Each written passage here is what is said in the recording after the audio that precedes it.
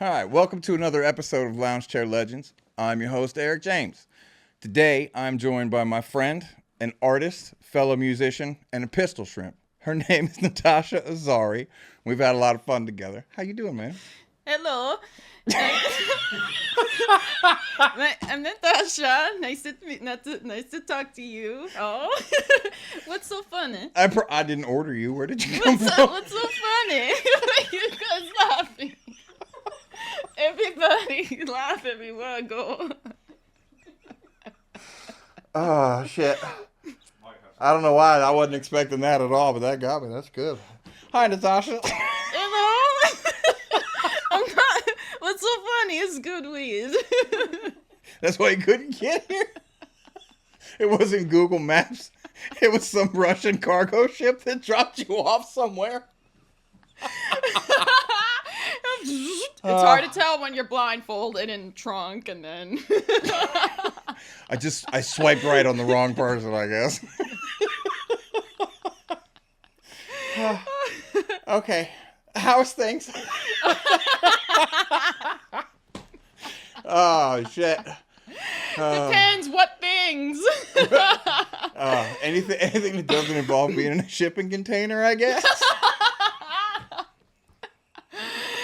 Well, it's a long story with that. They were supposed to ship a package of an item, and You ended up somebody being the at item? the doorstep opened up the box, and then I'm like, surprise! You ordered a smile. I'm like, they didn't even want to take me back to the USPS, so they just like closed the box up, double, triple taped it, threw me in the trunk, drove all the way to And Amazon and dropped then- you off here, yeah? yeah, and I ended up in this neighborhood, and I'm like, man, where am I? And I got my Google map, and then suddenly it just led me to the studio here, and I'm like, the fuck am I at? And all of a sudden, this crazy looking guy, what's your name again, Frank? Yeah. Oh, okay, and like these people bring me into the studio. This is a studio, right? No, it's just a shed. Oh.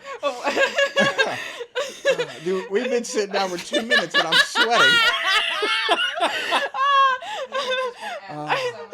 I'm waiting to get thrown into this arsenal of weapons in a chamber, and all of a sudden, just like, boom, we're in a really cool studio.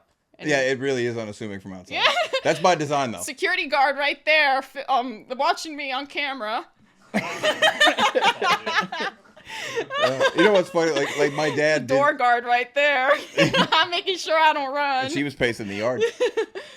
My dad did suggest like putting like a now recording sign like outside just so people would know.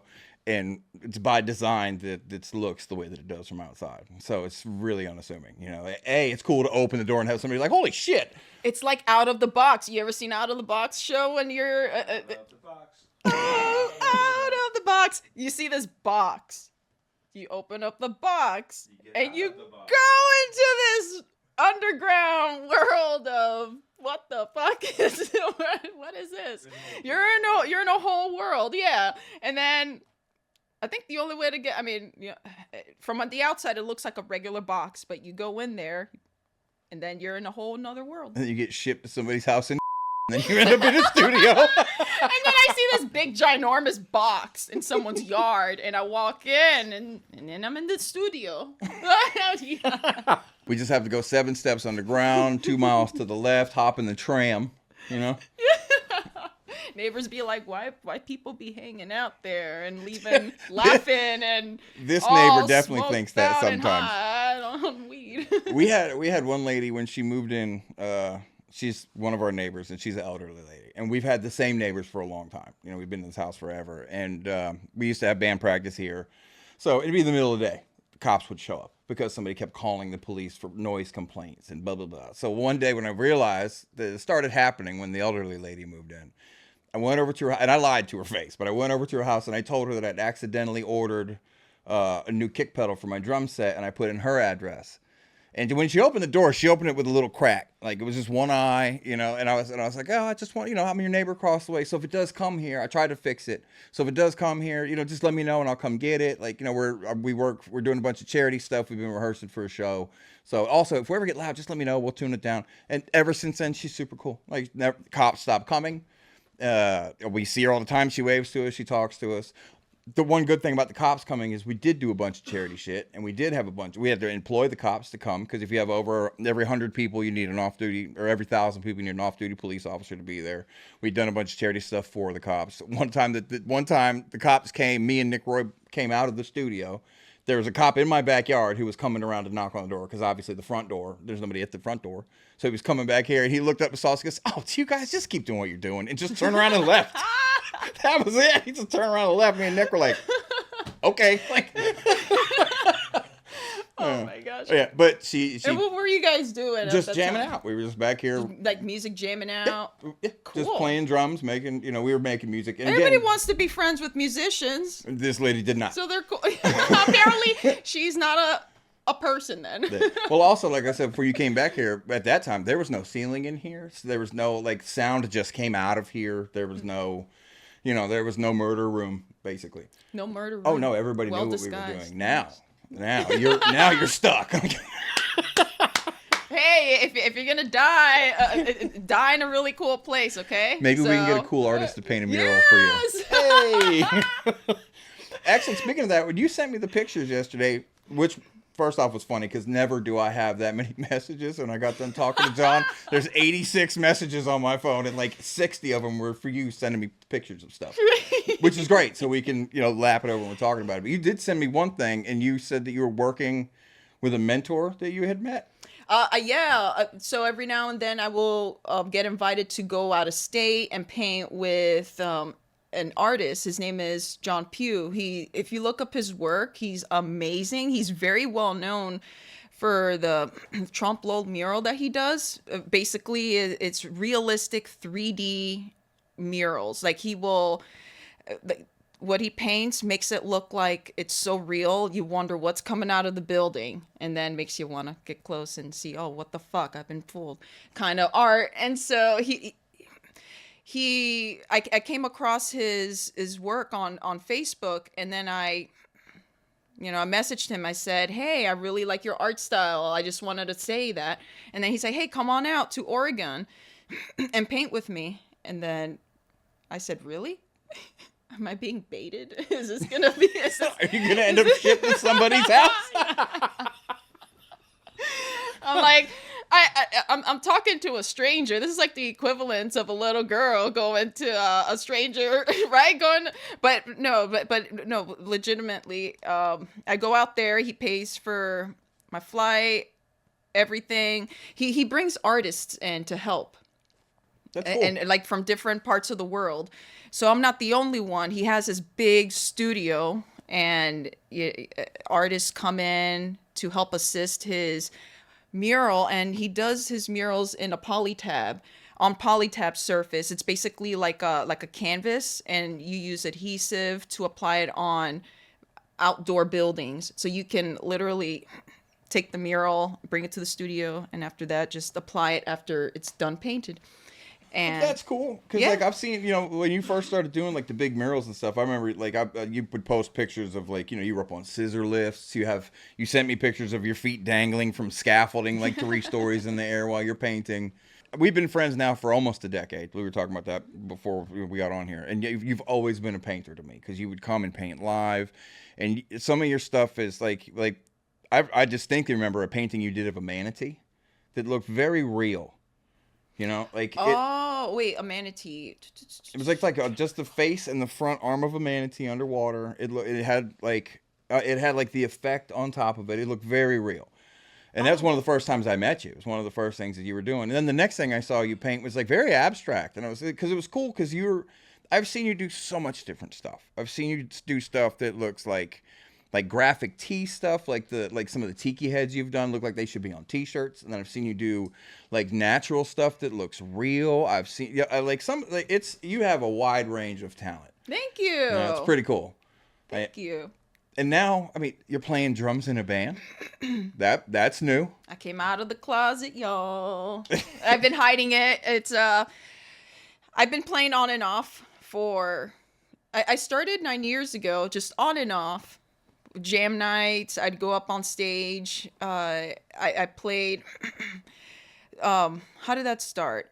The drumming started at a jam night with Jesse James hosting at the patio, his open jam nights, and I jumped on stage. And this was after I had my first experience on stage with Scott and theatrical stills at the time. But after a year, jam night was introduced, and then I go up on stage and I just start jamming on the drums, and I realized I really like it. I was getting in the beat, and it's not like I did amazing on it, but I did well enough to believe in myself and want to take it further and learn more about it. And I didn't start taking lessons until last year. So I was working with an instructor on drumming, and I've been practicing. And so the story goes like, I go over to my friend Phil's house, and Tammy's there, we're hanging out by the bonfire, and then I show him a video of me playing Michael Jackson. What song is that? Billie Jean. I say none of them are easy. No, Billie Jean on drums, where I was practicing with my instructor, and then Phil says, "Oh wow, you play drums great." I'm like, "What are you talking about? It looks so easy. That's like beginner stuff." He's like, "Hey, come on down to the studio and jam with us." And then I said, "Really? For fun?" In my mind, I'm thinking, for fun? Okay, sounds great. All of a sudden, I go to their Monday rehearsals. I'm like, "Oh, wow. It's going to be more than fun. This is going to be like actual practice with the whole band." And I realized that they were practicing for an upcoming show. He said, how do you feel about performing in this upcoming show? And I said, "Yeah, okay." And he said, "Oh, by the way, we have practice every Mondays. Come down and jam with us." And I'm like, "Wait a minute, what's going on?" All of a sudden, I'm in a band now. Now you're in a band, yeah. I know. He's like, yeah. But by the way, we have all these list of shows coming up. Show up to them. See you there. And I was like, okay. I just took the opportunity, and then all of a sudden, there I am, now on stage, performing. You look like you belong up there. Like you really do. You look comfortable. And like I play drums, but I'm not a drummer. Like I'm a good pocket drummer. Like I've got good 1, 2, 3, 4. I could find a good groove, but I'm not doing anything incredible. Like if somebody's out and you need somebody to keep a beat, I'm your guy. But if you want somebody to wow a crowd, that's not me. That's beyond my scope. Sometimes I'll just have these beat boxes, like music playing in my mind. I can channel in music,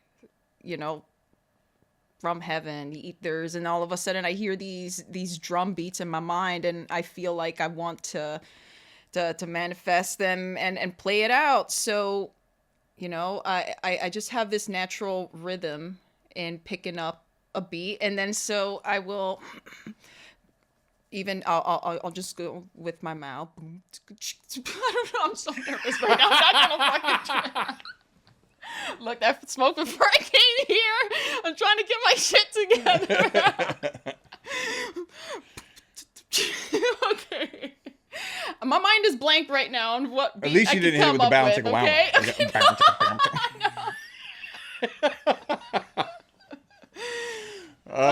Okay. Yeah, I'm not gonna do that right now until it comes out naturally. But I can understand. I can understand that because my brain is constantly making noises. Hold on, I'm trying to get in the. Okay, I'll stop right now. But my brain, I'm always making noise in my head, but getting it to come out is not the same. Yeah, it never comes out the way that I hear it in my head. Yeah, it's way more easier when you don't have the camera watching you and not feeling the pressure to do so. Because music comes out naturally, right? Yeah. So when you're kind of like clammed up like I am at the moment, and It's like it'll be musical constipation. Okay. The way you just looked so innocent about saying musical constipation made it so much funnier. You had a little shrug like, I said it.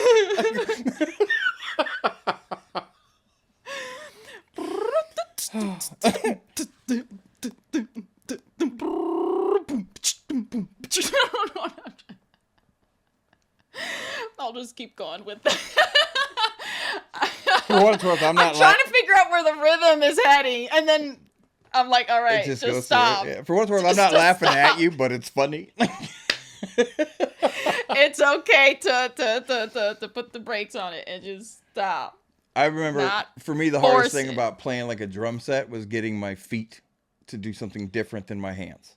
You know what I mean? Because I have good rhythm, but to syncopate differently is, you know, like the first time I got my foot to go opposite, like, you know, so it was like, I was like, I can play drums, as opposed to just, I can keep a beat, you know, because like I, you know, playing djembes and bongos or whatever, that's not that hard for me because I can keep a beat, but I couldn't get my feet to do anything different. Yeah. Now, you know, the minute I got that to work, I was like, oh, this is fucking amazing.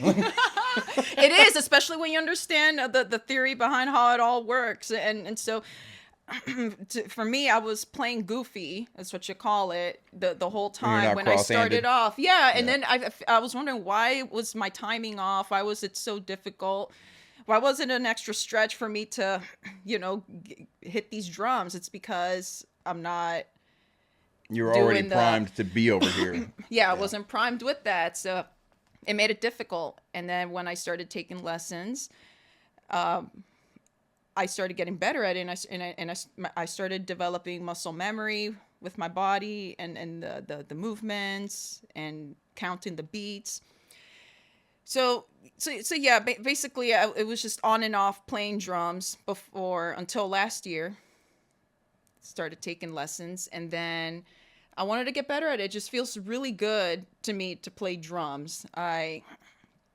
Gosh, I'm trying not to get all over the place with this. You get physically, I mean, because it's you have the release of, if you were angry, if you had any kind of stress, any anxiety, when you get done, you're tired, you feel like you have worked out, and you just had a blast doing it. You know? Like that's one of the things I love about it. Makes me feel so alive when I start jamming on drums. And every time I did that, showing up to jam night, sometimes I'll get nervous to go up there, so I will hold back. Sometimes I would feel confident enough to go up there when I knew I had my groove there, and everybody's just playing with their own instrument.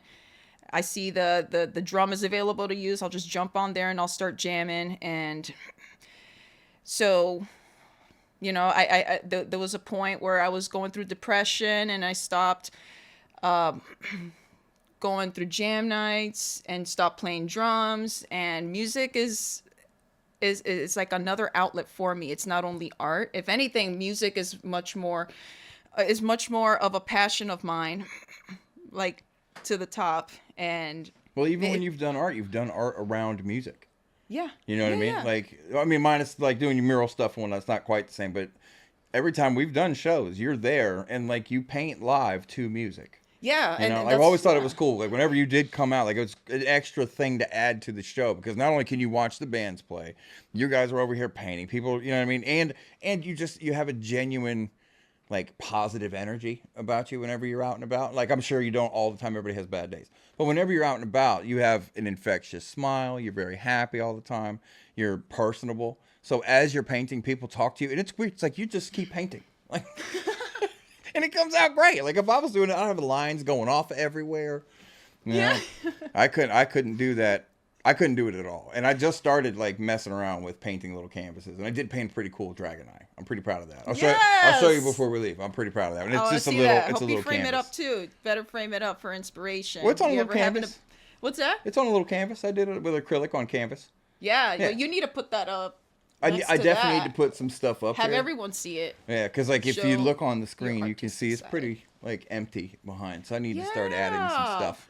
Start painting on your canvases and put them all around. I thought about bringing I thought about getting all the lanyards from all the stuff that we've done and start dangling them all around the place. But then it's going to be real busy, you know. Yeah. Hey, you'd be surprised how many you probably have to go through drawing 100 stick figures before you can start painting a realistic arm flexing with all hands, because they say hands are the hardest to draw. Yeah, I can never draw hands. And when I was a kid, I used to love drawing superheroes. Obviously, I have a Marvel thing, but I wouldn't even draw like Marvel superheroes. I would create my own. And hands and feet are the hardest, but you can draw a fist pretty easy, you know, because a fist is kind of like a rounded square with a bump on the bottom, you know, and then you just got to put lines for fingers. Oh my gosh, the last time I drew superheroes, I remember when I was starting out, like one of my beginning phases of being an artist, I recall. So I had a mentor at the time that was helping me through handling the business side of things and, helping me get through my growth. And then I recall that I wanted to do a street art exhibition, with murals on Seabreeze Boulevard. Yeah. I wanted it to turn into like to street art, have murals on buildings and things like that. And then I wanted to talk to a lawyer that was in that neighborhood on Seabreeze Boulevard, and to see if he can allow me to get my first one of my murals up there. And so I recall like drawing these superheroes, and I had the Avengers drawn out and then digitally put it onto the wall as a mock-up on his building to show him how cool it would be to have superhero painted on, in his law firm building. And so I would drop it off to the office. I would drop off all these different proposals for murals on his building to show him how cool it would be to have it up there. And I would get no response back. And then the last one I did before I had completely stopped was I painted it's Aaron Delgado's office, basically. So I drew him as a superhero, and I drew the other two lawyers that work in there as well as superheroes. And I dropped it off to the office to show him how cool it would be to even have that on this building. Like, I'm trying to make a desperate attempt to like get more murals on the wall. What do I got to do? I got to paint superhero lawyers to get to get it approved or something. So I went that extra length, and he thought it was really cool. And I heard from the lady working in the office, she told me that he liked it. He's just not interested in a mural. So that was my way of, communicating to, potential clients at the time. I was starting off, I wanted to get more murals up there. So I would just like do these proposals and then send them to people. And it sounds like a visual art version of when musicians start handing mixtapes to people, hoping they're going to listen to them and they'll like them, and that's what it sounds like, but like the visual art version of it. Yes. I was going to ask you how you went about getting, because people, I know a ton of people that like to paint, and they're decent artists, but I don't know any of them that have turned it into a career. Like a lot of them have turned it into like side hustles where people will commission a painting here and there, or except for the tattoo artists that I know. Those guys, they've but that's a different thing. That is kind of a business that you get. It's hard to just be a tattoo artist and not have a business, because it's really illegal, Yeah. Where, it's not like you're not painting on canvas then. But turning it into a business, I was going to ask you how you did that. And just hearing that you sent proposals to one person over and over again is cool. It shows persistence, and I forgot to add what made me stop actually was a cease and desist order. Well, I remember I went out at night to do this chalk art on his wall, and I drew this Super Mario hitting the mystery box on the wall in his building, and he didn't like it. I called I called the lady in the front desk in the office. I'm like, so what did he think about that? And she's like, he didn't like it, honey. Please stop trying. I don't think he wants a mural. I was like, thank you. Okay, that's all right. But yeah, how did I turn it into a business? So, basically allowing myself to face failure and rejection until somebody gave me the next opportunity, and then it built from there. So what happened was the very first mural I did. Oh, okay. This goes back to the story. Welcome back. All right. Okay.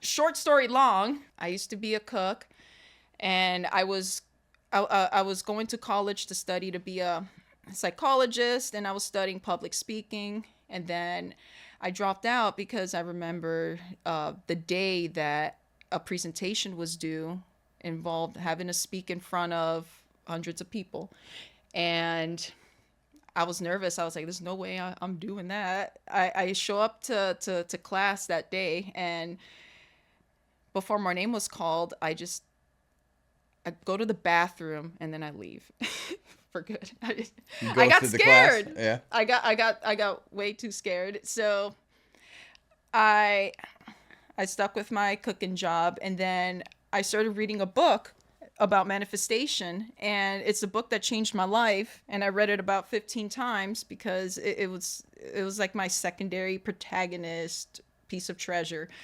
And I was learning about the mechanisms of manifestation. All of a sudden, I switched from working as a cook in McDonald's to a preschool teacher.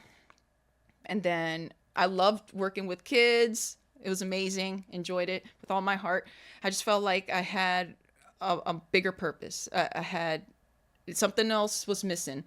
So I was in the middle of reading this book again, and each time I would read it, it would, like, new information would download in me. And so it clicked in me. I'm like, okay, what is it that I've always wanted to do as a child that I loved? And then it took me a while, but then it came to me. It was like, aha, okay, being a mural, being an artist, what can I do on a grand scale with that? Oh, turn it into murals. And so I realized I want to be a mural artist, but I was too scared to quit my preschool job.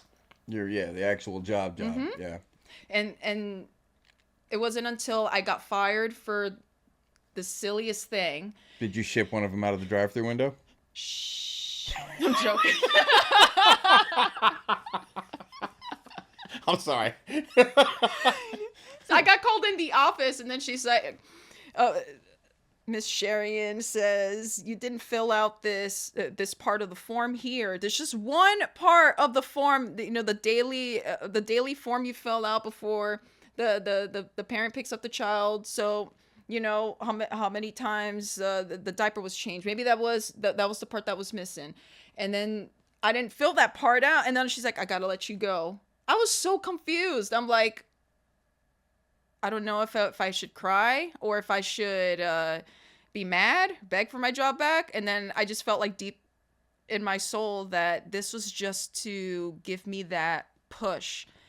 I felt Send like you in the right direction. Yeah, like God gave me that push to pursue my purpose, my goals of being an artist. Because it's one thing when you say you want to be an artist and then not do. It's another thing that you don't do anything about it. You just keep sitting in the same comfort zone that you're in. And so that was a push for me. And then from there, I used my last paycheck to buy a bunch of paint. And I thought it was the craziest thing I did, because I started acting as if I'm already a professional mural artist. And I felt like that was my guidance to continue acting as if this is my career from here on out. So as part of the manifestation mechanisms that I learned, act as if and show up as you are the person that you want to be in your life. Yeah. And then until it embeds in your DNA, and then everything, all the people, the circumstances and experience start to come and click and match the frequency that you're putting out with that. I'd say it sounds like a character. behavioral and cosmic version of dress for the job you want. Yes, exactly. You know what I mean? That's what it sounds like to me. Like it's a simple version. You just had to put on the mold of I'm going to be an artist and just started living it. That's cool, man. Yeah. Who was the first person that actually, well, maybe not person, but who was the first like business that let you put a mural on there? Richard Kitt. Yeah, he helped me big time. He was a part of my growth in there. I recall one night hanging out at the patio during jam night, and then he said, "Hey, word of mouth, somebody says you paint murals." And this was because the very first mural I did was volunteering at my friend John's house. I asked him after I got fired from the job, I bought all those paints, and then I said, "Hey, would it be cool if I paint in your bathroom just to build my portfolio?" And he said, "Yeah." He let me have creative freedom in the bathroom, and then I painted his other bathroom, and then I posted it on Facebook, and then people commented on it. And so one night at the jam night, Rick said, "Hey, somebody mentioned to me that you paint murals." And I acted as if. I said, "Yeah, I do." And then he says, "Great, I'm looking to get this wall painted." And he asked me, "How much would you charge?" I said, $1,000. And then he's like, "Bye." He's like, "I'm not going to pay you $1,000. I was like, "Wait, hold up." Like I thought this was a negotiation. I was starting high. We're supposed to meet in the middle here. I said, "How much do you want to pay for it?" He's like, "Never mind that wall. How about this wall here where the dive bar is, out where the open window dive bar is next to the stage?" And is that the picture you sent me that says my first the public two mural? tikis. Yeah, the two tikis Yeah. that had the fire above. And then I said, "Yeah, I could paint that." He's like, "How much are you gonna charge me?" He said, "I have $200 to pay you." And then I was like, "Sold." Cool. Okay. I'm in. And then I that's the first mural I painted, and yeah, from there he gave me a second one to do. It was an awning from the new place that he was opening up, and I painted that awning and I posted it. And then it continued to grow from there. He gave me another one after that, like this is consecutively, to do the floor mural in where it used to be called the Axe Bar, and I painted a 3D octopus coming out of the floor holding these cans of beer. And I was hired by Pabst Blue Ribbon to do the mural. So they asked Richard Kitt if he knew an artist that would paint a Pabst Blue Ribbon mural, and anything that I could paint as long as it represents their company, brand. Their brand. Incorporate the branding into the art. That's cool. And ever since then, like boom, boom, boom, I started getting people started coming, reaching out to me. "Hey, what would it take to bring you out here to paint a mural in my house?" And then it just started building up from there. Cool. Hell yeah. Have you ever painted any of the utility boxes, like the cities, like Orlando and Winter Park? They paint their utility boxes. I have not painted those. No, I was proposing to do those on Beach Street, Seabreeze Boulevard, but no, I wasn't able to get around that. I feel like there's a lot of red tape for that. Yeah. I'd imagine so, because of the fact that it is like a utility thing. It might not be the city. It might be the actual utility company. I mean, I don't know. But I would imagine because it has to do with utilities, it might be. Yeah. You know, that might be why it's a little harder to get into. That's a good question. No. Because as soon as you said it, because like I drive all over the state now. I work for Quest for the pathology department. So I work in logistics. I go to hospitals, doctors' offices, the fucking morgue, and I pick up specimens, and I have to take them to the lab so that way they can study and whatnot. But I'm all over the state. In Port St. Lucie, all of their power boxes are painted, every single one of them. And I'm starting to see it everywhere, too. It's cool. It is a really cool thing. The first one I ever saw painted like that's in DeLand, and I don't know if you know who Timmy Dub is, but he... Heard of him. He's friends with Paul from West End. His style of art is very unique to him, and he... I don't know what the name is. Oh, that's the one that painted in there, right? Yeah, oh, like okay. where the eyes are kind of flat at the bottom, round at the top, like everything he does. So it's his style. You know, like all the artwork that's in there that looks the same is very Timmy Dub. And So he cool. did. He has a tattoo shop in DeLand, and the power box in front of their tattoo shop he painted. But their whole building is all muraled out with his artwork as well. And he's done a bunch of stuff now too. And he's I do like when they do the one year when they did the hurricane party at the West End, he took a bunch of empty spray paint cans and had like faux fur and like metal spikes and all kind, and he decorated, like he would paint the face that he normally paints, and then he would like decorate them all different. They were all painted different, and then he hid them around downtown Sanford. And if you found one and brought it to the West End and you turned it in, you got a free hurricane drink for the hurricane party, you got a free t-shirt, and you got to keep the can. What a genius. Yeah, and it made, I mean, people were out there like, because he put them out 2 days before the hurricane party. So people were out in droves and down. I mean, we went out trying to find them. We couldn't find one. He put like, I think he put 100 of them out. And we couldn't find one for nothing. And people were out actively looking for them. It was like geocaching, except for you're trying to find a fuzzy fucking paint thing. It's like Go Pokemon, right? Kind of, yeah. Except for really there, and you don't have to throw a ball at it, you know. And you know, Squirtle, go. Which is funny because I play Pokemon every day, and I'm not a Pokemon person. I mean, you remember I used to be real big, you know, and I've lost like 80 pounds, and I started walking, eating better, and I don't like it. Like, I don't like to walk, you know, but Pokemon distracts me because it gives you, like, you go to the stops and the gyms, so like, you know, you have a route to follow, and, you know, you're doing something while you're walking. So my ADHD brain is not working out. I'm just playing a video game.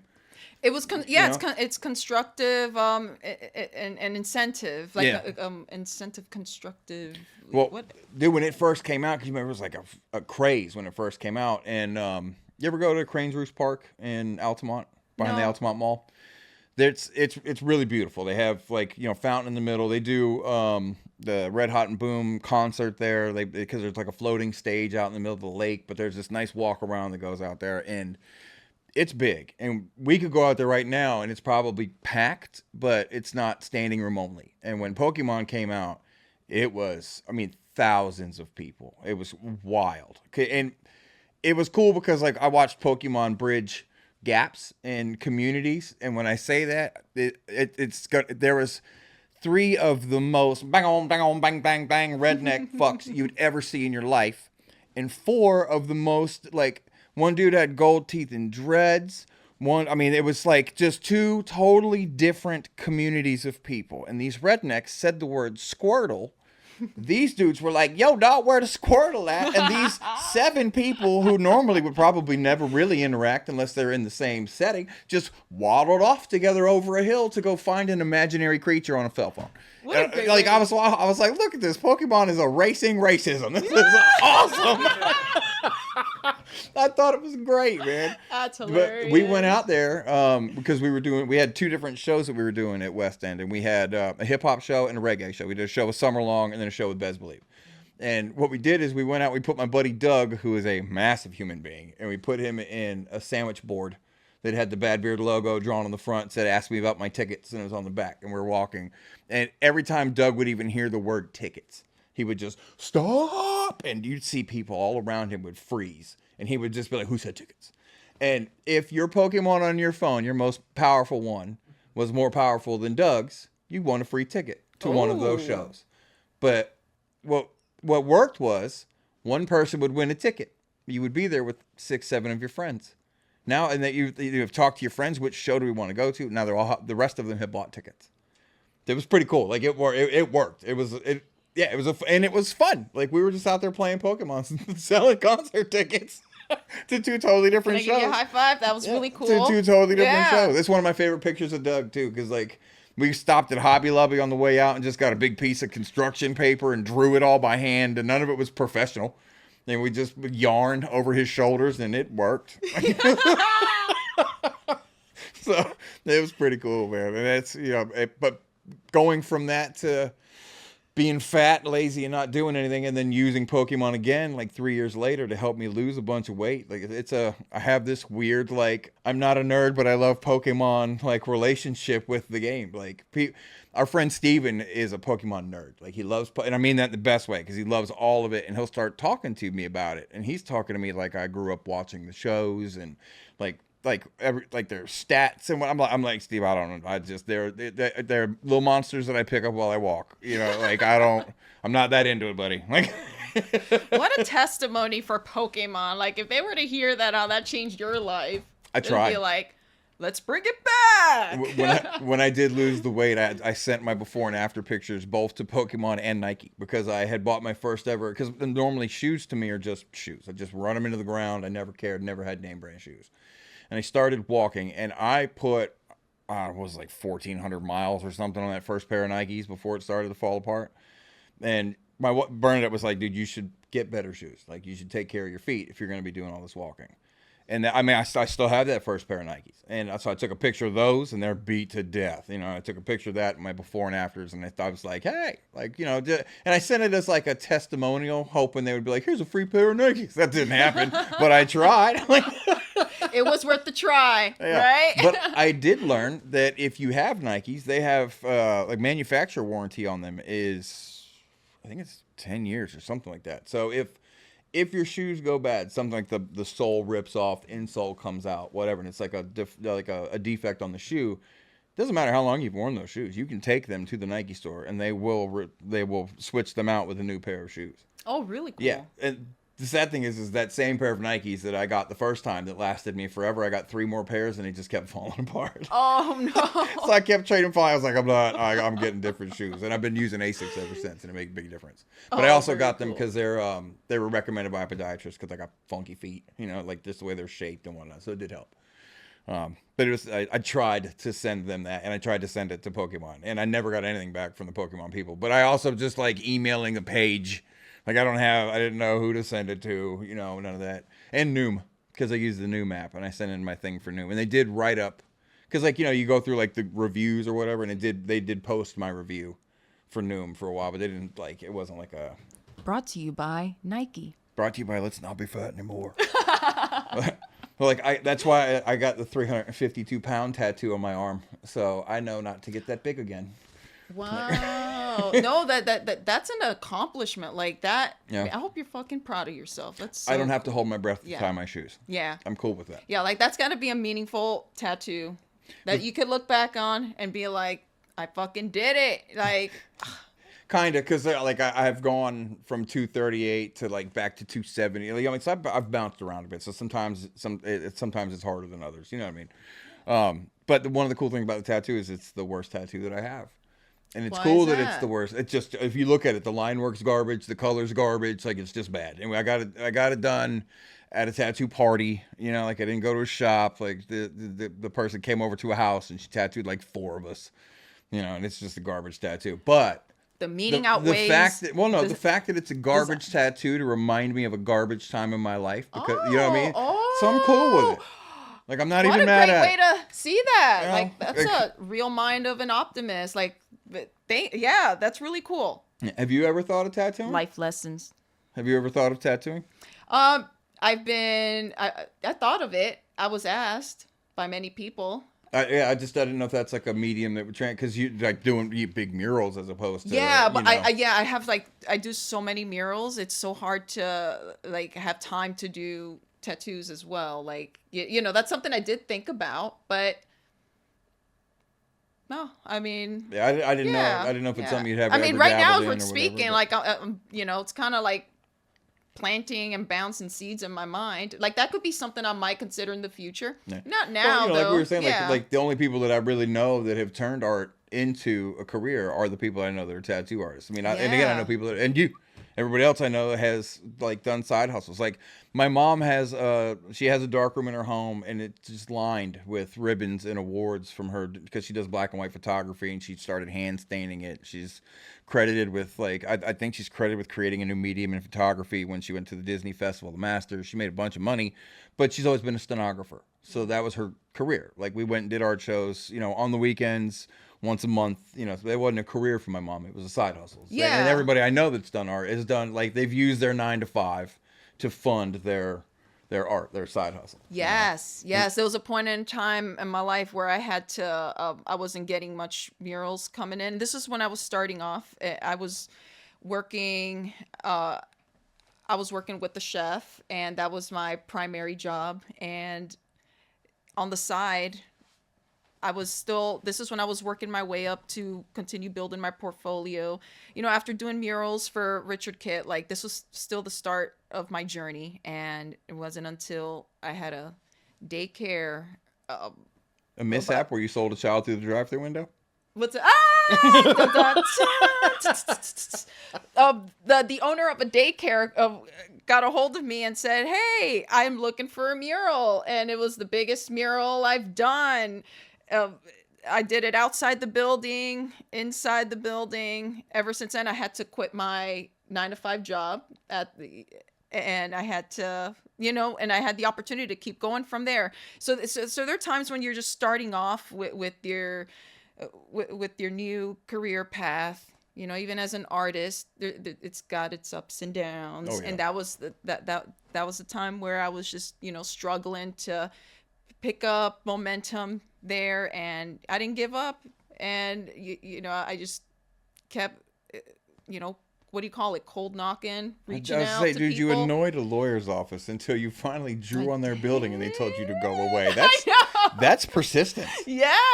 Oh, you want to hear this one? But now you get paid to do it. You want to hear something crazy? That's awesome. in the same street, on Seabreeze Boulevard. Okay, so this was like years ago, so now I can say this and I won't go to jail for it. Hold on. Statute of limitations search. We've done this before. What is the possible crime? What is the alleged possible crime? Graffiti. Okay. Oh, you're fine. Okay. Thanks. Just don't give any. We don't need an address of where the graffiti was. Then who can say it was you? People like graffiti. I didn't say exactly where. Yeah, we don't know anything. We don't. Seabreeze is a long road. Wait, what's Seabreeze? I don't know what you're talking about. Where am I? Ain't this a bitch? Which Seabreeze? Which state? If it helps, Seabreeze right? Seabreeze is a weird place for me because Seabreeze changed my whole life. I went to prison outside of Seabreeze, outside of Razzles at Seabreeze, and it changed my life. I went from just absolutely fucking everything up to like not fucking everything up. Like I'm one of the few people that went to, and not county jail, like years in prison and I did not learn to be a better criminal. My gosh. Yeah. For this time, like I wasn't ready to get arrested with the story of this graffiti. So I come out at night and graffiti.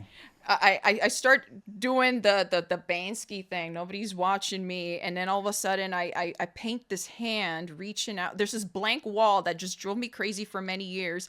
And because I've been trying to get a mural on it and nothing. And so I come out at night and I paint this hand like reaching out, kind of like, now that I think about it, the music video, Aha, take on me. That's like one of the first animated videos, I think. Yeah. Like not movie, obviously, but like music video. It was 100% animated, wasn't it? Or mostly animated. Yeah, right? animated and half real too. And then, so I painted this hand reaching out, like coming from the edge of the wall into, on that corner of the wall. So there's this big hand there. And I drew it with a brush, a paintbrush. So there's a hand holding a paintbrush, and that was just me making a statement without saying anything. Of course, like this wall needs to be painted. So, that was the meaning behind that. And all of a sudden, cops pull up, and then I just act really cool. They asked me. You used your white girl privilege. I did. When they pulled up on me, it was a different experience. Oh gosh. Yes, my white girl privilege it saved me from it. So I was at that time. Luckily, at that time, I was doing a mural for the one of the buildings there in that block. Like I was just doing a little mural. Just a little one there inside. And then I had the key to that place. And they asked me, ma'am, we got a call. And they were trying to say that, there's people doing graffiti on this wall here. And I told them, no, I'm actually supposed to be painting here. I even have the key to the place. I got so scared for a minute. They were like, we need to get permission from the owner to confirm this. And then I was so scared. I'm not gonna say names here, but you know, if you just do, to we protect. can beep. Oh, really? I had to go through and do that with the last Really? episode I Okay, recorded. okay. Yeah. So Hence the checking of the statute of limitations. We had to go through and redact everybody's names out there because we were just talking, and after the fact, I was like, Well, I'll make it easier for you guys. So I'll just censor it without saying the name. So then, he had to come out to pretend that was part of his building in that neighborhood, Seabreeze Strip. So then he said, yes, this is my building as well. I had the key, and then I got dismissed. The cops just went away, and wow, you know, I felt like I just dodged a bullet. did for sure talk myself out from getting arrested. Like that was graffiti I was doing. I got nobody's permission to paint on that wall, the hand with the brush. Did you finish painting? I did. I finished painting that. I have the photo. I got to send that to you later on. But yeah, that memory came up. That's pretty cool. Yeah. It's kind of an interesting way to market yourself as a muralist is you just start going and tagging everybody's building with the worst shit possible, so then they have to pay somebody to paint it nice. Or maybe I could pay someone to do that, so I won't get caught and be like, all jokes. It's not what it, God forbid somebody does hire you and then they see this and they're like, did she fucking graffiti me? Hey, I saw this episode and I heard this girl. Heard you talk about and this. that guy said, yeah, let's take it to the police station. I'm joking. No, that's not me. What's the biggest one that you've painted? Because like I said, you sent me the picture of you on the scaffolding. It looked like you were like 3 stories in the air. Like it looked like you were up there. Now, granted, scaffolding isn't a full I could touch story. a helicopter up that height. No. Oh, but. And I saw you on the scissor lift. That was when I was working with John Pugh at his studio. That major scaffold build in there. So Yeah. I was helping him paint and prepare the mural that was going to get installed for Washington D.C. in front of the White House, and which was such a cool view to be up in the balcony. This was at the try not to get my story scattered here. So yeah, going back to the scaffolding. Yeah, that's the highest I've been on a scaffold. It was so scary. I try not to look down, but then over time I got comfortable with it, and then I was able to swing like a monkey around it and get to wherever the mural needed tending. But yeah, I've also used a boom lift for a mural that I did with Alyssa. Did you get to West drive it on Sea Drift? What? Did you get to drive it? I did. It's pretty. They're fun, right? I got yelled at. Oh, were you driving it up? Well, the asphalt was fresh, so at Sea Drift they were, they put down fresh asphalt on the ground, and I thought it was a bad idea to have the lift there in the first place. I'm like, this can't be good, but we'll give this a try. I started maneuvering it, and then all of a sudden it was making tire marks, and I'm up high, and I'm watching from below. Beep, beep. I'm like, yep. I'm gonna get yelled at. It is weird when you're driving from 30 feet in the air. Yeah. It's an odd experience. The scissor lifts are even weirder because they tilt. Like when you're up there, they kind of sway a bit. They're not gonna fall, but they sway. Whereas that boom lift, you're it bounces. Yeah. But it doesn't sway. You're more secured, yeah. Yeah, those scissor lifts get a little sketchy. So driving those around up in the air, that's like, all the signs says do not do this. But you can. Right. Like, don't do this. Well, don't let it be able to be happening, Yeah. OSHA's watching. Not anymore. I was just talking yesterday. We were talking about like watching police videos of people getting pulled over. And my favorite one is the guy. I don't know if you ever seen it, but there was a guy that he got pulled over for DUI, and he's driving a scissor lift he left the liquor store, and he's sitting on the 12-pack of the car. He's like, that's hilarious. Yes, I seen that one. Because it's a little town. He knows the cop. The cop's like, come on down, Barry. He's like, no, catch me. Can you catch me? Can you catch me?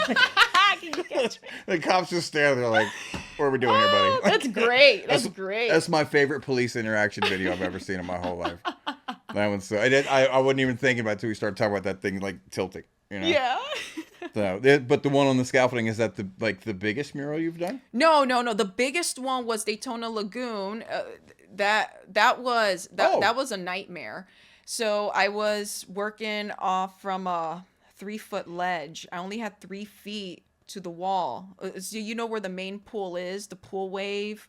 That's the wall I was painting at, and then where I'm stepping on, I only have like this much space between the edge and the wall, and I'm like, how the fuck am I gonna get this mural up here? And this was my first time trying to figure this out on my own, and I had an assistant with me at the time, and I had to use a doodle grid.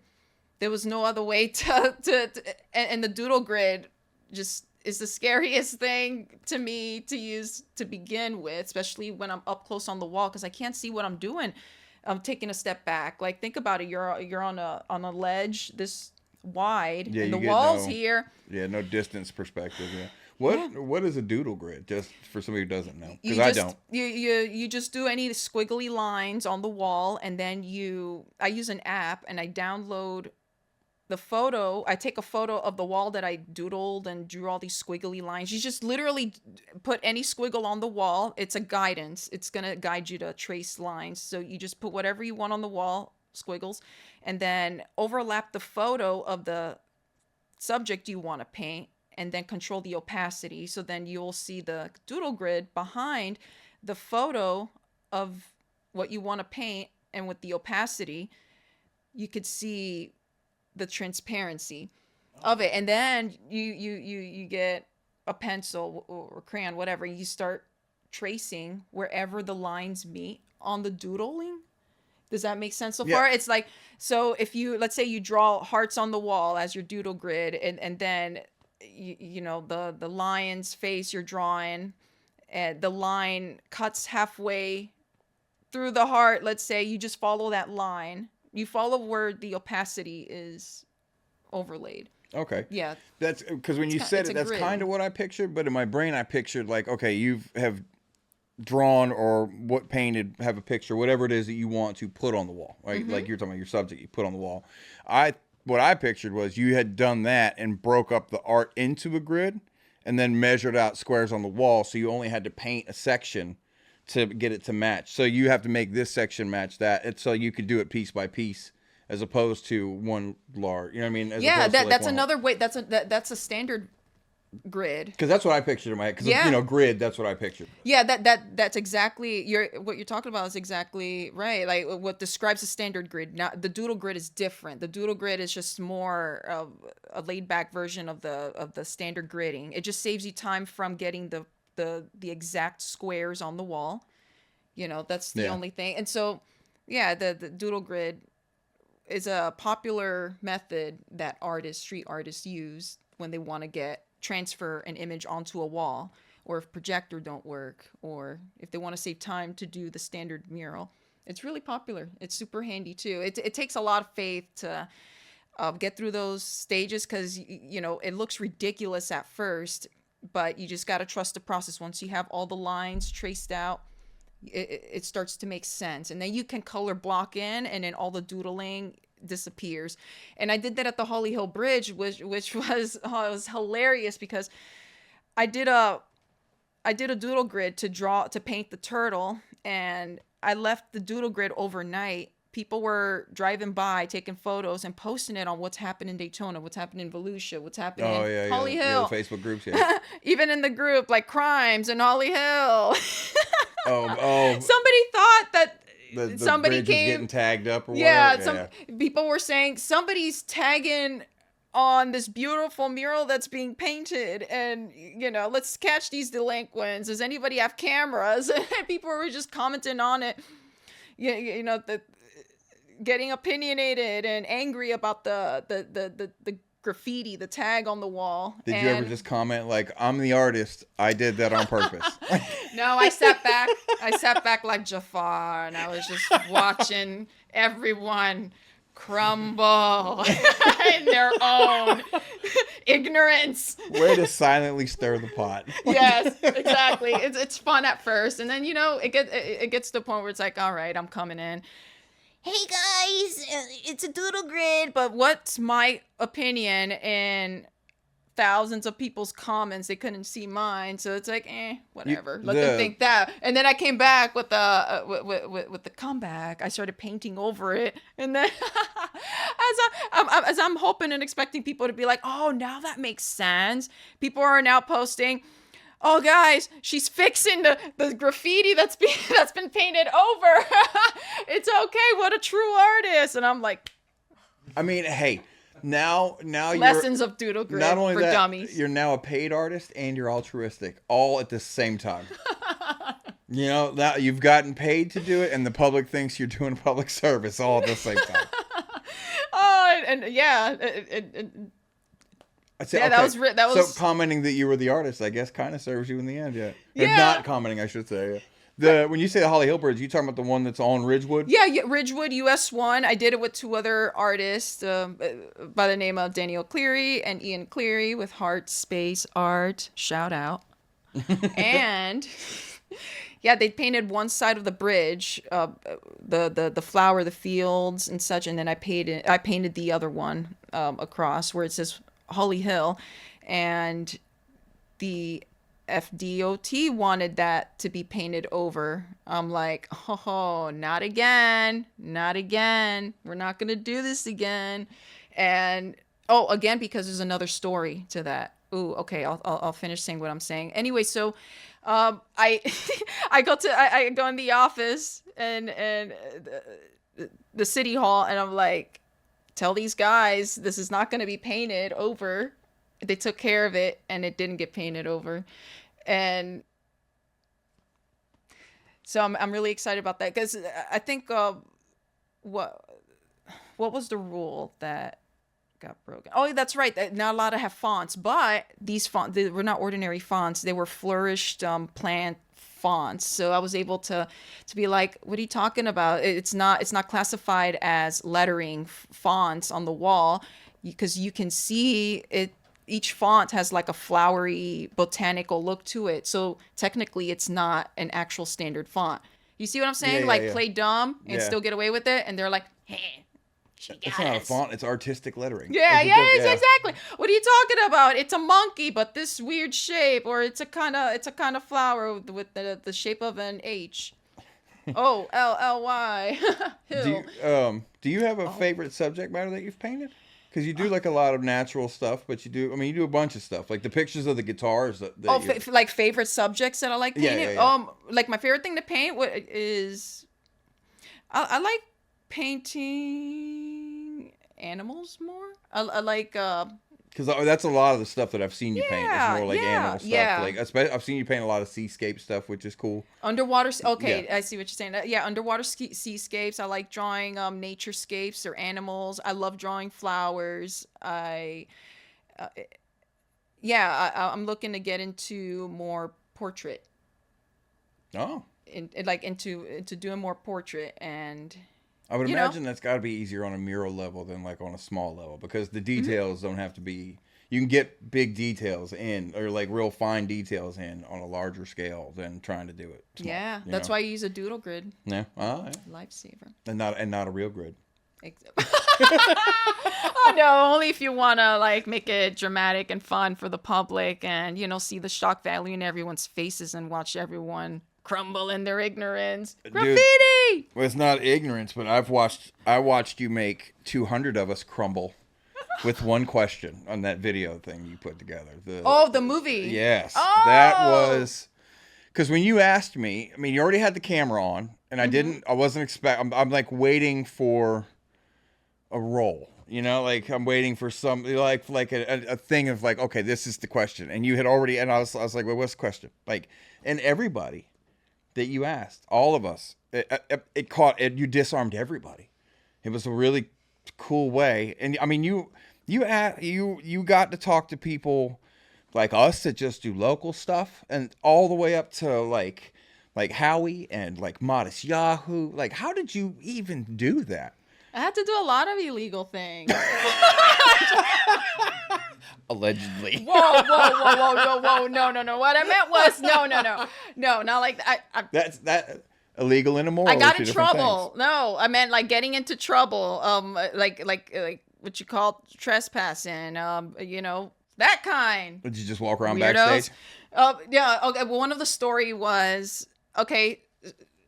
Oh gosh, there's so many of it. This is like the most emotional and most heartfelt journey I've been through putting this movie together. What started off with it started off as one question, 50 musicians, and it was going to be a short episode. And I started realizing how passionate I was in doing this, like interacting with the musicians and the whole process of it. Like I just fell in love with it, and I had to go past 50. And it turned out one question, 100 musicians, and I was like, this feels too good. I love the journey that I'm on. I'm not aiming for a destination to get this done quickly. It took me 2.5 years to put this movie together. It's a long time. Yeah, and so I would go to festivals, I would go to events, and first I would reach out to them, to these musicians, and ask them, like prepare to meet up and do the question. Well, like, yeah, you gave me the heads up. Like I knew we were going to do it, but I didn't know we were doing it then. Yeah. Like you caught me. You caught me. It was cool. It was a and like none of us had. Well, some of us had similar answers. Uh-huh. But none of us had the same answer. Right. You know Yeah, what I mean? exactly. They were so different, each and every one of them, and ended up getting 350 musicians in there. So I collaborated with One Love Fam Jams and Rasta Rob, and that's what he goes by. Yeah. And yeah, so the things that I had to do that would get me in trouble is don't tell on me. I'll tell on myself. So you're about to tell on yourself. That's right. One of the things I did, I went to Reggae Rise Up, and I had asked. I'm not going to say certain names. You can say the musicians' names because they're all in the movie. You don't have to say anybody else's name. Okay. Yeah. Because you talk to the musicians. Except for it's in the movie. except for this part. With them helping me. Yeah. Got your back. I got you. So he said, hey, yeah, I can get you in. And then I was like, all right, I'm looking forward to it. I 3-hour drive. And then I said, hey, I'm here. Can you sneak me in? He's like, I'm sorry, I'm so busy. Putting the show, the equipment, whatever stuff together. And then I was like, it's okay. Take your time. So I get a little impatient, and then I snuck myself in, and I saw somebody talking to one of the guards, and I dressed all in black to match the staff, or to look like one of the people that belong backstage. Professional looking, got my camera, and I carry this heavy bag as a distraction. I cover my wrist so you don't see my wristband.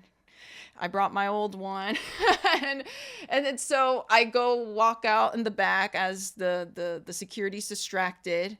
Nonchalantly, I'm just walking, not looking back, and then I snuck in there, and then I had to be very vigilant throughout the process. I had to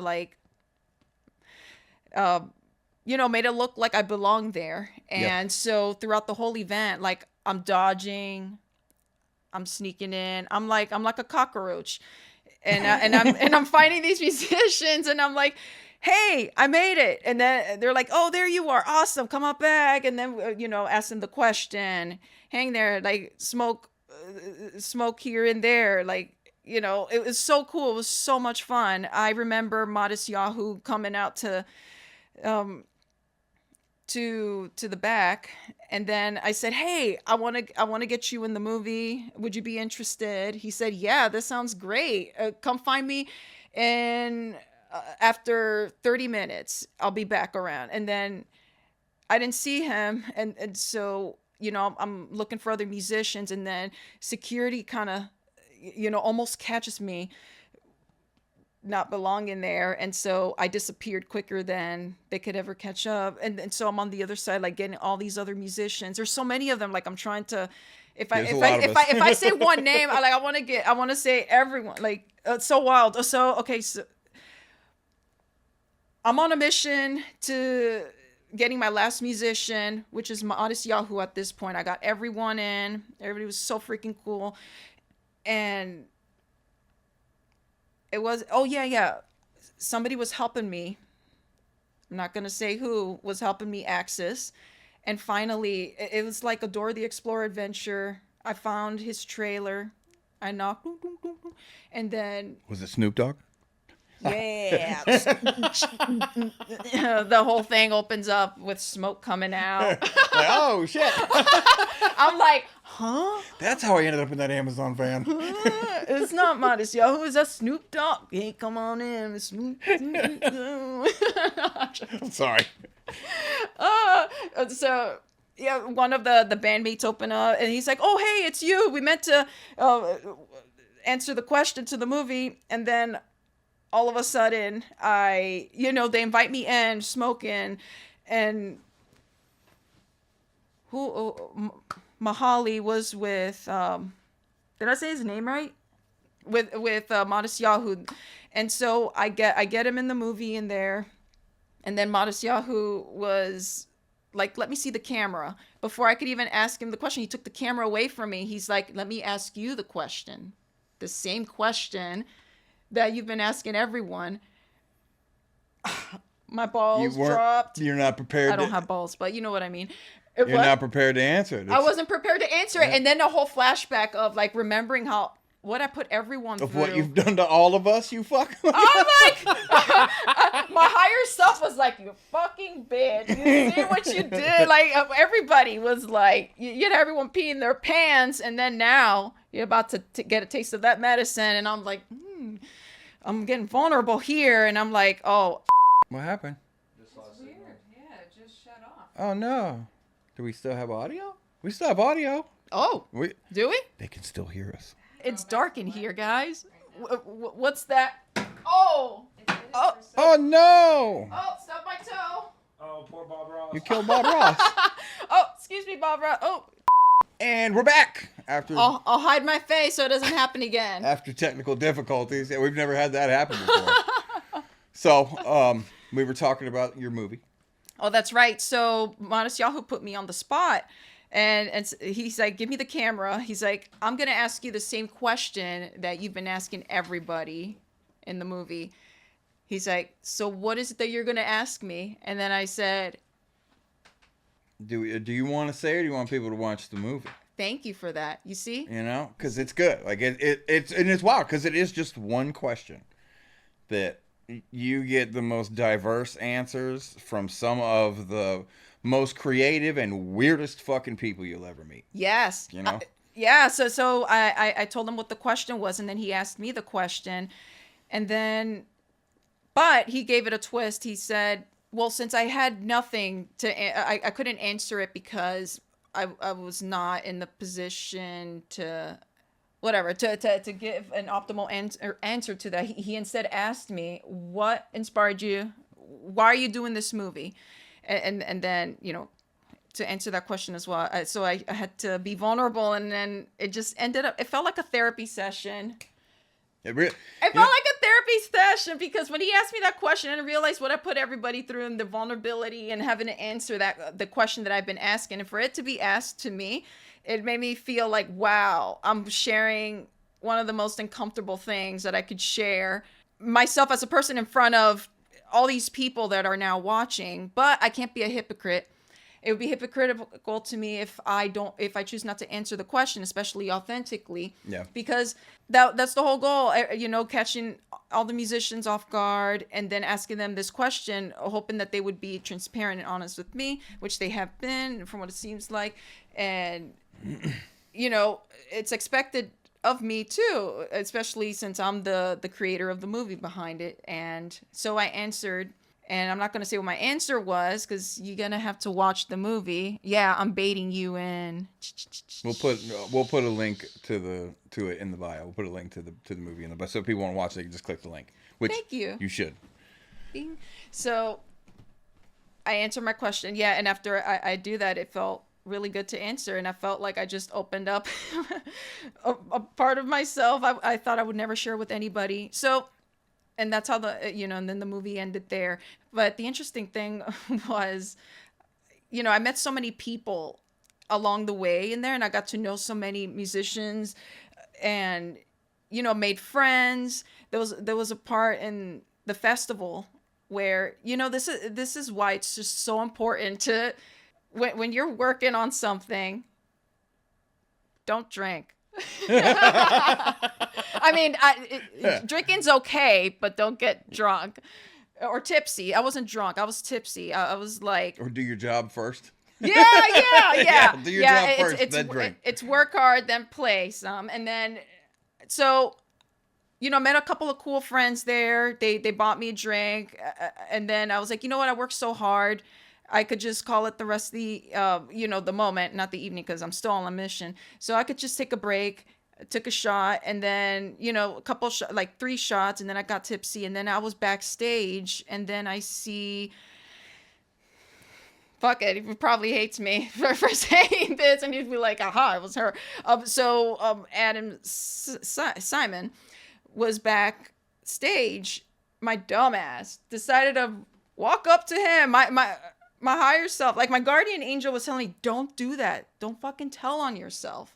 Don't. And because before that, I kept asking, I was reaching out to Adam Simon to get in to Reggae Rise Up, and I had to get a pass, but there was no more available, and so basically it was tough luck for me. And I was like, no, there's always a way. And then all of a sudden, when I call him out, I said, hey, I made it. You walk right up and told on like, yourself. He went from smile, and then he like looking at me straight in the face. He's like, how'd you get, he's like, you have your wristband? And I was like, oops. I knew at that moment I fucked up. And then he's like, where's your wristband? And I'm like, look. And then I'm, I kind of gave this, like, there was no room for excuses. I'm like, I know. You know what? He's like, who got you in? I was like, I'm not saying anything. Like, I at that point, I'm like, I'm sorry. He's like, get out of this area. He's like, I'm going to security escort her. And then at least he's like, I'm so pissed off right now. Just, I'm not going to kick you out, but just get the fuck out of the backstage area. He was so pissed off. Like, he knew that, he's like, pretend this didn't happen. He couldn't, he was so frustrated. He drove off his golf cart. And I was like, I'm such an idiot. And then security says, let's go. I still didn't have a wristband. And so I got so mad at myself. And then I just left. And I had a moment of like, why did I do that? How stupid. Well, you don't drink. Well, why did I do that? Anyway, it's okay. I came back. Like, I went back there and whatever, I snuck back in. And so I've learned that if you look like you belong, exactly, people don't mess with you. Well, that's how I've got gotten in. backstage to so many things by just walking back there. Like, just walk. That's how I met Howie and Duddy, was I just walked backstage at a Dirty Heads concert, and Valley was opening for him, and ended up hanging out with him. Oh my gosh, he's so cool. The guys were so cool. When I walked up to the gate, there was this big security guard standing there, and he watched me walk up to him. We're making eye contact, and he's just standing still, and I was like, you gonna move the gate? And he goes, oh shit, my bad. And just moved the gate and let me back there. Like, we went with the guys from Coastal Breed, and they hopped the fence. So they hopped the fence, and they're back there having a good time. And I just walked around and made home open the gate for me. And I just walked in. So they're all still worried about getting thrown. I was like, you let me back here. You can't throw me out. And I just nobody ever said anything to me. And I've been backstage at Earth Day birthdays. You just walk around like you're supposed to be there. There's just no shame in that, okay? All right? It's fun. It was awesome. I own up to it. Yeah, I fucked up, but it's okay. Thanks for sharing that. Yeah, well, that and if you walk in anywhere with a ladder. Yeah. And if you have a ladder, they'll let you in anywhere. I don't know. They'll let you. Idea. They will let you in Great anywhere. Fucking idea. Nobody shows up with a ladder for no reason. You're obviously here to fix something. Go ahead. You do you. Nobody. Nobody will stop you. I guarantee nobody will stop you. I mean, unless you're doing like an outdoor thing and there's no reason for a ladder. Like, what's the ladder for? Yeah. Like, one thing be like, oh, I got to fix the lights on the stage. But if there's no reason to be up there, the ladder's not going to work. But otherwise, like, you could walk into the movies and they'll let you in the movie theater with the ladder. You just walk in. You Oh you my just walk gosh, in. that's hilarious. You know, I gotta try that out just for sheer. Just get a lightweight ridiculousness. aluminum 6-foot ladder, look like you're dressed for work, and just walk in. Oh my gosh. People will hold the door for you, let alone let you in. They will hold the door for you.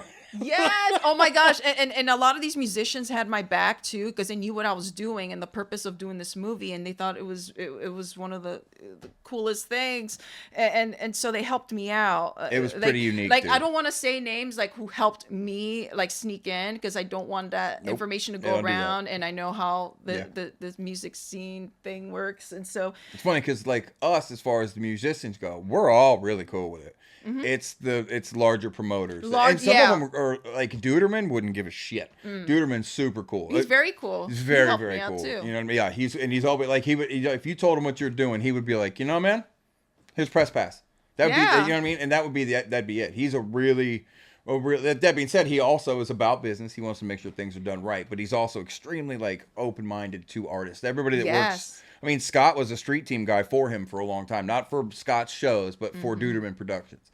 You know, he's always willing to work with you, always willing to help you. But then we have other venue owners and promoters that will be the first people to throw you out. You know, so like it's always the promoter or, you know, somebody with the event. It's never the musician. I mean, you might get like we opened for Collie Buds one time, and he never came out of the bus. He never talked to anybody. His entire band hung out with everybody the whole time. So he never cool. came out of the bus, you know.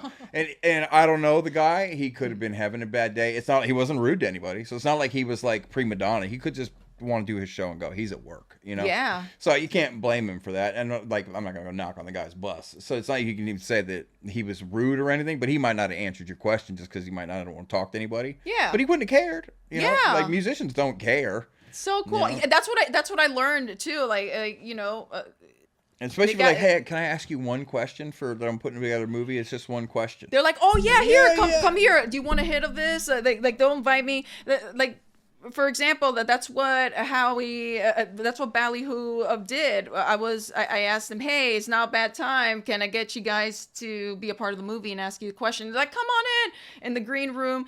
We're all doing shots of whiskey, and it was so cool, like cracking jokes and stuff. The guys were awesome, and then I love how I get to have these experiences where, before I get to ask the musician the question, they invite me to be a part of their group, to, you know, enjoy a moment, to have a blunt or a shot, or just talk and be laugh. Part of the conversation. Be a part of the conversations. Yeah. So I got to know so many of them, and it was amazing.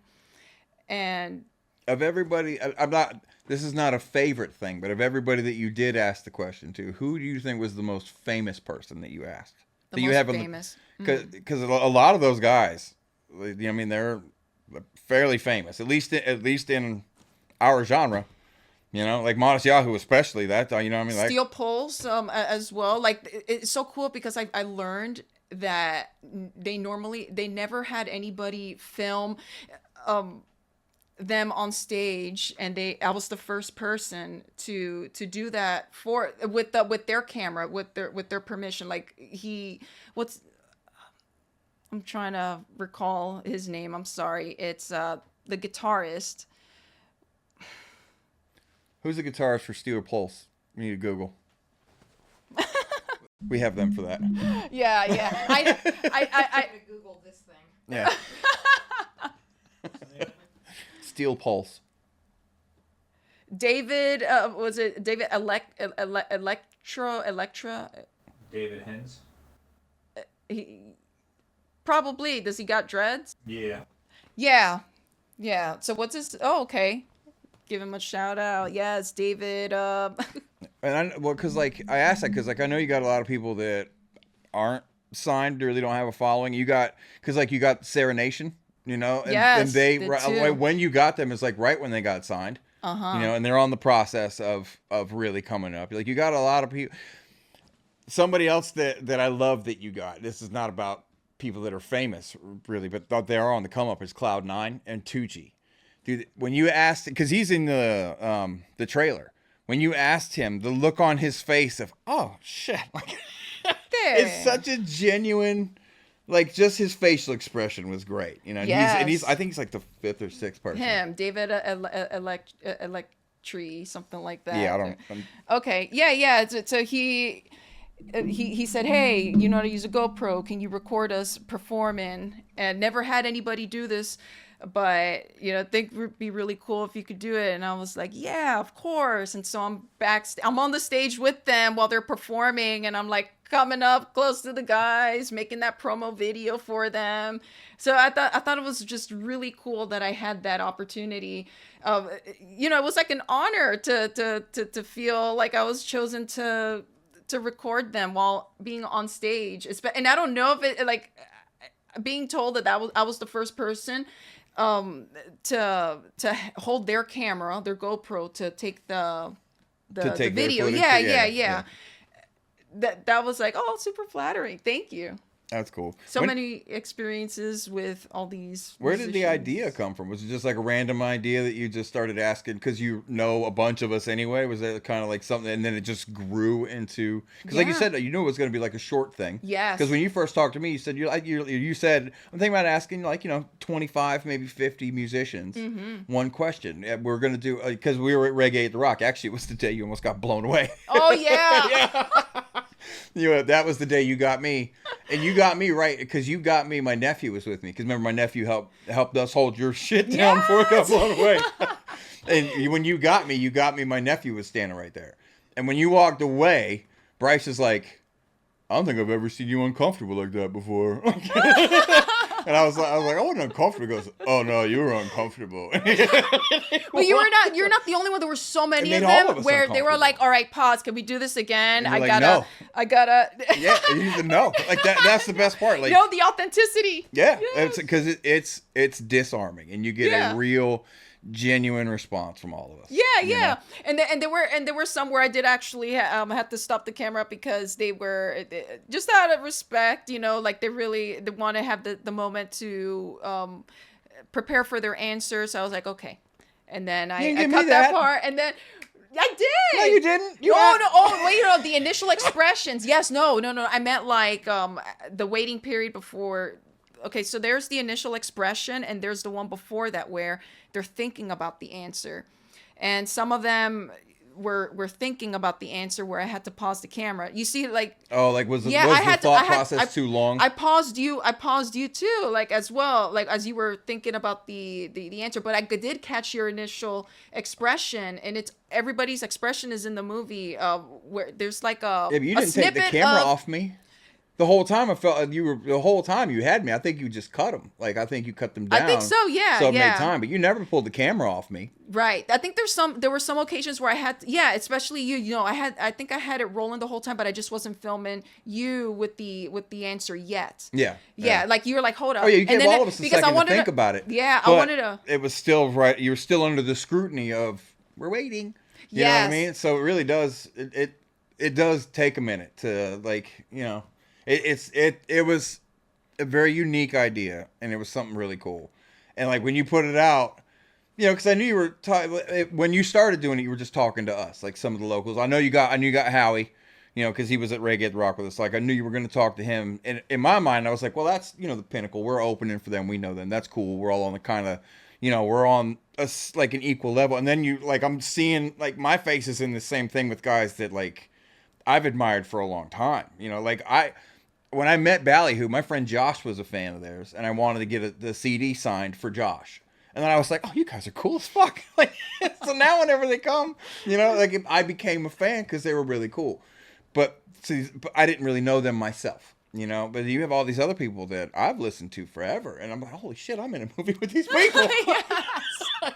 That was really cool. So thank you for doing that for me. Yeah, of course. Thank you for being a part of it. Yeah, it was super cool, man. I liked it a lot. Yeah, well, when I was sorry, I was like, yes, I get to ask him as well. Because I had people like in preparation in my mind of who I wanted to ask, and you were one of them, one of the people I wanted to ask as well. Yeah, I didn't know at what point I was going to see you. Yeah. Yes. Because you got Scott. I know you got Scott right after me. Because I followed you. Because I was like, this is going to be great. And to his credit, I don't think it fazed him much at all. He was like, oh, oh, and then hit you with the answer. Whereas a lot of us had to, like, I was like, oh shit, I don't know. Hold on. And shout out to you, Scott Lonker. Thank you for inspiring me to get up on stage the very first time we met. He's a special boy. I love Scott to death. He's one of my best friends. Like, we've been from the day we met, we just click. You know, like we got to travel with him. We went to Puerto Rico with him a couple of times. Like, I just love Scott. He's the shit. But man, if he's not a human peacock. You know, like, the boy's a rooster for real. He's Foghorn Leghorn. Yeah. You know, he's country. He got the big old chest all the time. He doesn't care what anybody thinks about him. And all of that is a compliment. Like, I don't mean any of that disparagingly at all. He doesn't hold back. He'll speak up his thoughts and his mind. He's kind of calmed down a bit though. He's a little more I guess PR savvy would be the best way to say it, because he's less abrasive about shit now. He thinks about things a little more, and it's not like he's a dickhead at all. But now he more humble. Well, the answers because you know, he was my first episode on here, and like, I asked him questions, and I got like more of a molded, you know, like, not just we're winging it answer. You know, like, I got like, you know, like, answers that you would expect from somebody who really, and Scott's always cared. So it's not like, if I say somebody who really cares about what they're talking about, that's not, I don't mean that as like Scott never cared. But Scott before was just giving you Scott. And now it's like, he has, you know, the band, the Florida Days is, those guys are friends of his. The project is something that's really close. So he's really, really involved in making sure that like, the way he presents himself when it comes to them, the way they present, I mean, they're still fun. He's still funny, you know, he's still wild, but he's very much more like, you know, he's more presentable is the best way to say it. You know, he's still Scott, but he's more like, you know, like the thing, like him, our episode with Scott, there's no like, there's no like allegedlys. We didn't have to look at statute of limitations. We weren't talking about graffitiing things to get business. So it's cool to see his growth, you know, and all of us, every single person that we've been around, that I've been around, especially in music for the past 10, 15 years, have all changed so much and still stayed the same in a beautiful way. Like, it's, you know, it's cool because all of us are still creative. We're all miscreants as shit, but we're all a little older, so we have different priorities and things. Like, life matures, things change, and people do too. You know, I recall I saw Scott performing in an open jam at the tap bar years Daytona ago. Tap room back in the tap day? room, Yeah. And that's where I met him. I was standing out with a couple of friends. He had his friends there, and then he saw me with my ukulele, because I would ride around. I would go everywhere with my ukulele. I would bring it everywhere I go, because you just never know when you need to bust a song out. You never know when you got to bust out a ukulele. You never know when you need to bust out a ukulele. You know, like, sometimes I used to ride my longboard or my bicycle, and I would just stop and just play a song out in public, kind of like busk. I busked as well, and then people throw dollars, and I would just play it out in public, and then so I had it with me at the tap room, and then Scott was like, "Is that a ukulele? You play ukulele?" And then I said, "Yeah, I do." And he's like, "Let me hear you play." Do, do, do, do, do. He's like, "Come to one of our shows. We're playing at Beaver Bar." Yeah. And then Beaver Bar was always so much fun. It was, dude, one time we were out there, Scott, because you know that back steps were like really, because it's not a really tall stage, but it is a tall stage. And those back steps were kind of short, you know what I mean, to get up to it. And Scott ate it going down those steps, like to the point where his entire side was purple for like a month and a half. Oh, damn. To his credit, he had his guitar in his hand and a mic stand in his hand. Nothing else touched the ground. It was just all the way down the stairs. He didn't drop anything, man. It's like when you see an alcoholic tumble and they don't spill beer. Yeah. Nothing got messed up except for Scott. Oh my gosh. And he took the hit, and he even said, he's like, Bulmer, I saw it coming. I was like, I had to make a choice, and it was just me. Artists and musicians would sacrifice our own bodies and pain to protect our equipment and our he art. hated the beaver bar, boy. And that's, that's a tall stage. You know? I get it. That's a tall. I always like the fact that stage had that giant tree that it was kind of like built around. Like that back corner of the beaver bar stage is like attached to that big ass oak tree. Oh, I remember that big ass. Yeah, it's because the stairs, the steps go kind of around the tree, and that's where Scott fell down. It just doop doop doop doop doop all the way down the stairs. That poor guy. But yeah, when I got up on stage playing that ukulele with them while they were performing, Scott, where he was playing with as intracosals at the time, it was like one of the best feelings being on stage. I'm like, wow, this is great. And this was my first time. And then it just kept building up from there. That's when I started going to jam night to play drums on and off. Then I hit a slope of depression and stopped for a while. And then I remembered, okay, well, this is part of my passion as well. Music is part of what I love doing. And so I got back on taking lessons, and then boom.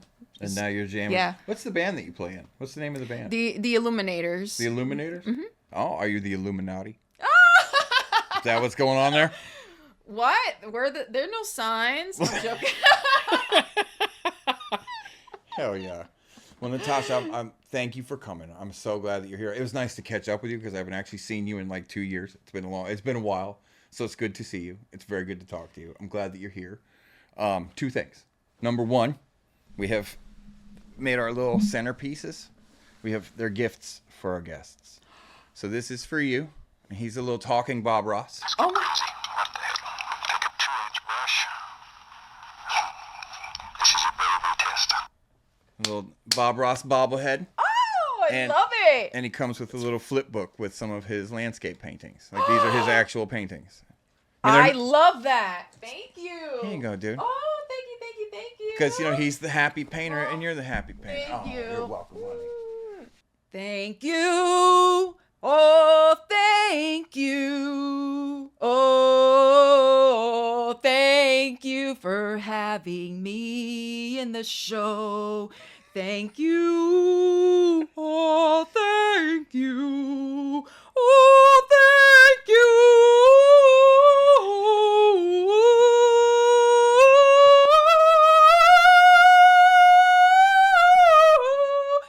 And thank you all for watching. What's your show called?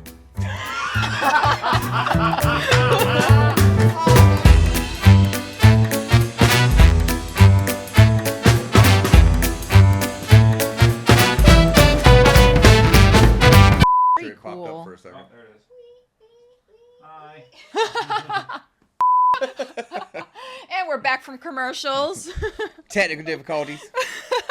In the eyes of an angel. Bob, you there?